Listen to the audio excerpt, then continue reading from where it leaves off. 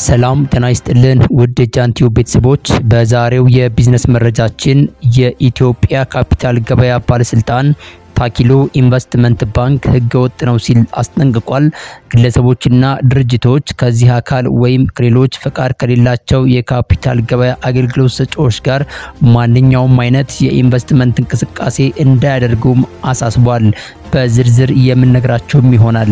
በሌላው መረጃችን የተሽከርካሪ አደጋ የሶስተኛ ወገን የመድን ውልና አዲሱ የካሳ አፈጻጸም መመሪያ እንዲሁም የሶስተኛ ወገን መድን ሽፋን ሳይኖራቸው በመንገድ ላይ እንዲሽከረከሩ ስለተፈቀደላቸው ተሽከርካሪዎችም መረጃ የምናጋራችሁ ይኖረናል።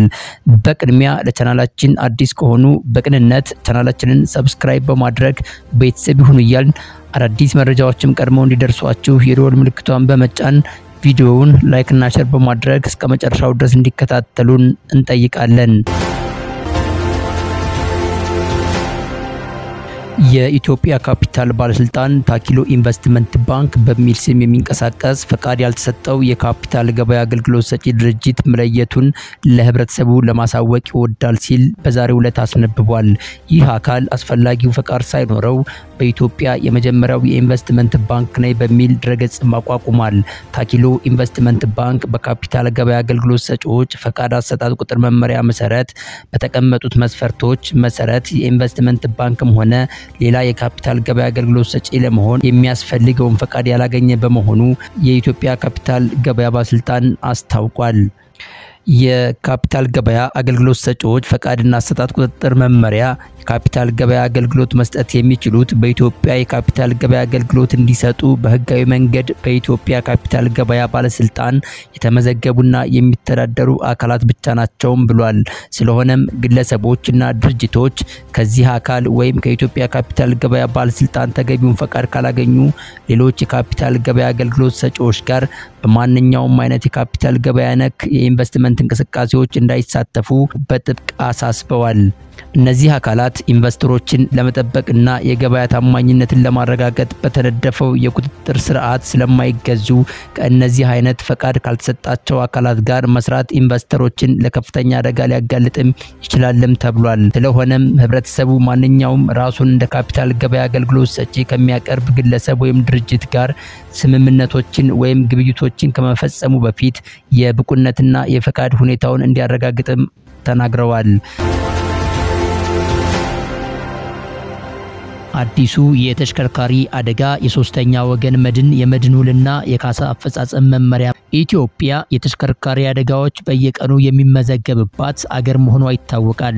ከሌሎች ሀገሮች አንፃር ሲታይም በኢትዮጵያ አደጋው ከፍ ብሎ የሚታይ ነው። ለዚህም እንደ ምሳሌ የሚሆነው የኢትዮጵያ የኢንሹራንስ ኩባንያዎች ለካሳ ክፍያ ከሚያወሉት ወጪ እስከ 60% በላይ የሚሆነውንና የሚይዘው ከተሽከርካሪዎች አደጋ ጋር የተያያዘ የመድን ሽፋን ነው። ይህም በተሽከርካሪዎች አደጋ እየደረሰ ያለው ማህበራዊና ኢኮኖሚያዊ ቀውስ ሊያመላክት ይችላል። የሶስተኛ ወገን የመድን ሽፋን በአስገዳጅነት እንዲተገበር ካስገደዱት ምክንያቶች አንዱ ይሄው ከአመት ወደ አመት ቁጥሩ እየጨመረ የመጣው የተሽከርካሪዎች አደጋ ብዛት በሰውና በንብረት ላይ የሚያደርሰው ጉዳት በተወሰነ ደረጃም ቢሆን ለመካስ ያግዛል በሚል እንደሆነ ይታመናል። ይህ አስገዳጅ አዋጅ ስራ ላይ ከዋለ ከ10 አመታት በላይ ያስቆጠረ ቢሆንም ከሰሞኑ ደግሞ ማሻሻያ ተደርጎለት ስራ ላይ ውሏል። የተሽከርካሪዎች አደጋ በበዛበት ሀገር የሶስተኛ ወገን አስገዳጅ የኢንሹራንስ ሽፋን ከየት ተነስቶ የደረሰ በሚለው ዙሪያና በተለይ ከማሻሻያው ጋር ተያይዞ የተደረጉ የአሰራርና የዋጋ ለውጦች በተመለከተ የመንገድ ደህንነት ባለስልጣን የሶስተኛ ወገን የኢንሹራንስ ህግ አሻሽሎ በሀገር አቀፍ ደረጃ ወደ ተግባር መግባቱም ተሰምቷል። በመንገድ ደህንነትና የመድን ፈንድ አገልግሎት የመንገድ ደህንነት የአቅም ግንባታ ትምህርት መሪ ስራ አስፈጻሚ አቶ ዮሐንስ ለማ በተሻሻለው የሶስተኛ ወገን የኃላፊነት መመሪያ መሰረት ለአስቸኳይ ህክምና አገልግሎት ቀደም ሲል 2000 ብር የሚከፈል ሲሆን አሁን ላይ ወደ 15000 ብር ከፍ እንዲል ተደርጓል ነው ያሉት።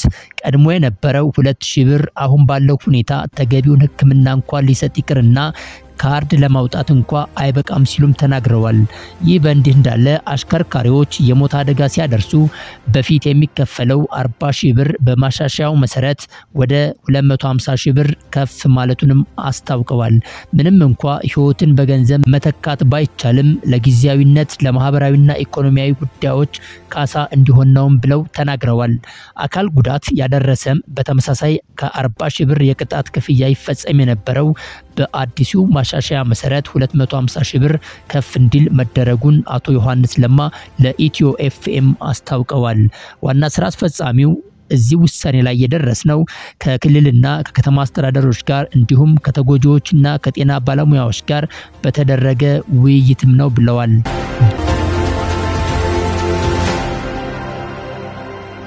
የሶስተኛ ወገን መድን ሽፋን ተሽከርካሪዎች በመንገድ ላይ እንዲሽከረከሩ ስለተፈቀደላቸው ተሽከርካሪዎችም ወይም የሶስተኛ ወገን መድን ሽፋን የመግባት ግዴታ የሌለባቸው ተሽከርካሪዎች አንደኛ የመከላከያ ሚኒስቴር የሚጠቀምባቸው ሆነው በሀገር ውስጥ መከላከልና ደህንነት ተግባር በግንባር ቀጠና የተሰማሩ ወይም ከዋና መንገድ ውጭ የሚንቀሳቀሱ ተሽከርካሪዎች በዚህ መመሪያ መሰረት የሶስተኛ ወገን የመድን ሽፋን እንዲገቡ አይገደዱም። ሁለተኛ የመከላከያ ሚኒስቴር የሶስተኛ ወገን መድን ሽፋን ሊኖራቸው የሚገቡ ተሽከርካሪዎች ዝርዝር እንዲያሳውቅ አስፈላጊ ሆኖ ሲገኝ በሚኒስቴር መስሪያ ቤቱ ተጠያቂነት ለመድን ደህንነትና መድን ፈቃድ መድን ፈንድ አገልግሎት ያሳውቃል። 3 የሶስተኛ ወገን መድን ሽፋን ሳይገቡ እንዲሽከረከሩ የተፈቀደላቸው ተሽከርካሪዎች የሶስተኛ ወገን የዲጂታል መድን ሽፋን ምስክር ወረቀት እንዲይዙ አይገደድም። ውድ የቻናላችን ቤተሰቦች የዛሬው መረጃችን ይህን ይመስል ነበር። ቻናላችንን ሰብስክራይብ በማድረግ ቤተሰብ ይሁኑ እያልን መልካም ጊዜ ተመኘን።